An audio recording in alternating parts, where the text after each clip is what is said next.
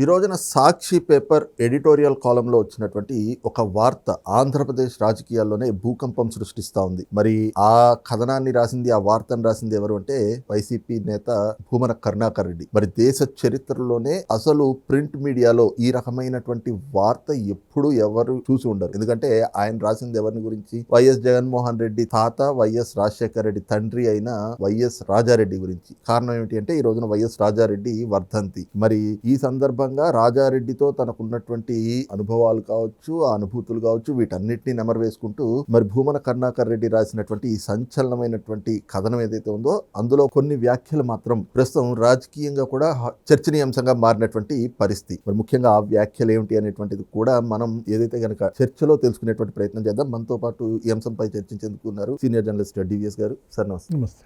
Sir, Bhumana Karunakar Reddy మరి YS Rajareddy గారి పైన సాక్షిలో రాసినటువంటి ఎడిటోరియల్ చీకటి మింగిన సూర్యుడు వైఎస్ రాజారెడ్డి అని చెప్పేసి, అలాగే నిజానికి రాజారెడ్డిలో ఎక్కడ కర్కశత్వం, కఠినత్వం కనిపించేది కాదు, ఆయన ఒక ఋషితుల్యత కనిపించేది ఆయనలో అని చెప్పుకొచ్చారు. ఆయన ఏ నేరం చేయలేదు అని చెప్పారు, నేరాన్ని ఆపాడు అట. అదే సమయంలో వైఎస్ రాజారెడ్డి గురించి మాట్లాడుతూ చీకటి మింగిన సూర్యుడు రాజారెడ్డి అయినా సూర్యుడి వేడి తగ్గదు, వెలుగు తగ్గదు, శత్రువులు ఆయుధంతో నారాసురుల వంటి స్వార్థపరులు మాటల ఈటలతో రాజారెడ్డి మీద అమానుషమైన దాడి చేశారు. కానీ రాజారెడ్డి ధీరోదాత్తుడు, తన వారికై నిలబడిన వీరుడు చనిపోడు, చంపబడతాడు. ఇది ఆయన రాసుకొచ్చినటువంటి ఈ కథనం. అయితే ఇక్కడ ఇంకొక ట్విస్ట్ ఏంటంటే నిన్నగాక మొన్న జగన్మోహన్ రెడ్డి గారు మరి తన తాత, తండ్రి, చిన్నాన్న చావుల గురించి ప్రెస్ మీట్ పెట్టి మరి మాట్లాడిన వ్యక్తి ఈ రోజున వర్ధంతి కార్యక్రమానికి హాజరు కాలేదు. అసలు భూమన కరుణాకర్ రెడ్డి ఈ ఎడిటోరియల్ పైన మీ అబ్జర్వేషన్స్? ఆయన శిష్యుడు అనుకుంటా.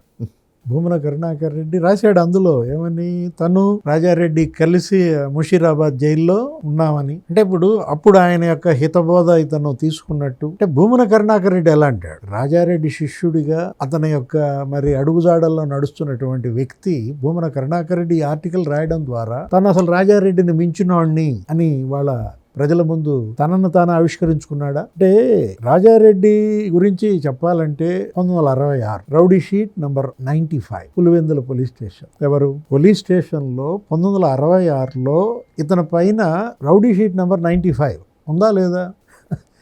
ఆయన ఏంటి అసలు ధీరోదాత్తుడు, లేకపోతే చీకటి మింగిన సూర్యుడు కాదు, పులివెందుల మింగిన సూర్యుడా, కడపను మింగిన సూర్యుడా, అసలు ఆంధ్రప్రదేశ్నే మింగిన సూర్యుడు. సూర్యుడు అనే పదం ఏంటి అసలు? సూర్యుడు కాదు, రాక్షసుడని కదా. అక్కడ ఏది అంత భయోత్పాతం సృష్టించాడో పేర్ల పార్థసారథి రెడ్డి వరుస పెట్టి 2-3 రోజుల నుంచి ప్రెస్ మీట్లు పెట్టి మొత్తం లిస్ట్ అంతా చదువుతున్నాడు. జగన్మోహన్ రెడ్డి మీరు అన్నట్టుగా మా తాత రాజారెడ్డిని చంపారు, చంపిన వాళ్ళను కూడా నేను మరి వదిలేశాను, నేనంత మంచోడినానో ఏదన్నాడు.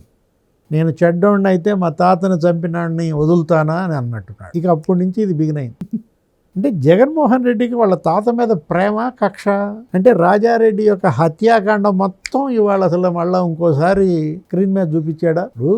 పార్థసారథి రెడ్డిని నరికి చంపాలని చూశారు ఒక అడ్వకేట్. 26 కత్తిపోట్లు అంట. చచ్చిపోయాడు అనుకుని వదిలేసి వెళ్ళారంట. ఆ దేవుడే బతికిచ్చాడు. అసలు ఏంటి, సునీల్ కుమార్ ఆ రోజు పివి సునీల్ కుమార్ అక్కడ ఏఎస్పీగా, ఉమేష్ చంద్ర ఎస్పీగా ఉన్నప్పుడు అతని గన్మెన్ సునీల్ కుమార్ గన్మెన్నే నన్ను అక్కడి నుంచి అప్పుడే తన కారులో తీసుకెళ్లి జీపులో అటు చెన్నై పంపించి బతికిచ్చాడని చెప్పి పార్థసారథి రెడ్డి చెప్పాడు. ఇప్పుడు పార్థసారథి రెడ్డి మనుషులు రాజారెడ్డిని చంపారు. ఎందుకని? అతను బతుకుంటే వీళ్ళకి బతుకు లేదు కాబట్టి. పులివెందుల ఫ్యాక్షన్ అసలు ఏ విధంగా వెంకట సుబ్బయ్య హత్యతో, అంటే తనకి అన్నం పెట్టినటువంటి ఆ మైన్స్ యజమాని ఆ వెరైటీస్ మీద కన్నేసి వెంకట సుబ్బయ్యని చంపేశారు. ఇప్పుడు అసలు వరుస పెట్టి ఆ లిస్టు చదివాడు అతను. ఎవరు?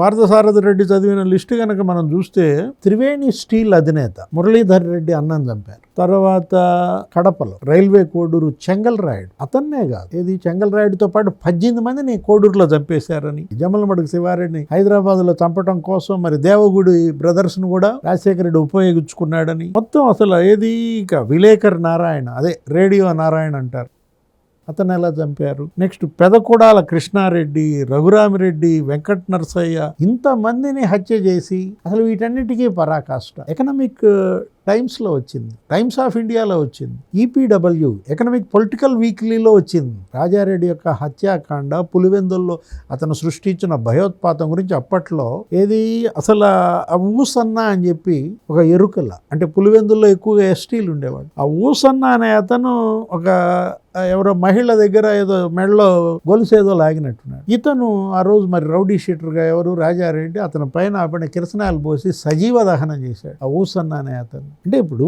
ఒకటి రాజశేఖర రెడ్డినేమో గోముఖ వ్యాఘ్రంగా, అతనే ఒక వ్యాఘ్రంగా తన రాజకీయ ఆధిపత్యం కోసం కొడుకుని ఏం చేశాడు, పార్లమెంటుకి ఎన్నికల్లో నిలబెట్టడం, అతన్ని ముఖ్యమంత్రి చేయాలని ఈ డబ్బు సంపాదించుకున్న తర్వాత ఏ విధంగా రాజశేఖర రెడ్డి కంటెస్ట్ చేసిన ప్రతిసారి ఒక ఇండిపెండెంట్ అభ్యర్థిని చంపేసేవాడు. ఎవరైనా శివరామరెడ్డి, ఆ రోజు రామచంద్రయ్య ఆయన కంటెస్ట్ చేసినప్పుడు పార్లమెంట్ అభ్యర్థిగా సిఆర్ ఇండిపెండెంట్ అభ్యర్థిని చంపేశారు. ఎన్నిక వాయిదా వేయించారు. నిష్పాక్షికంగా ఆ రోజు ఉమేష్ చంద్ర ఆధ్వర్యంలో అక్కడ ఎస్పీగా జరిగితే ఎంతలో 5,000తోనే గెలిచాడు రాజశేఖర రెడ్డి. ఓడిపోవాల్సినాడు, అది కూడా రిగ్గింగ్ చేసి. ఆ బూత్ ఏది, ఆ వేంపల్లె, నిన్న అతను చెప్పినటువంటి దాని వివరాలు. అంటే మొత్తం అంతా రక్త చరిత్ర.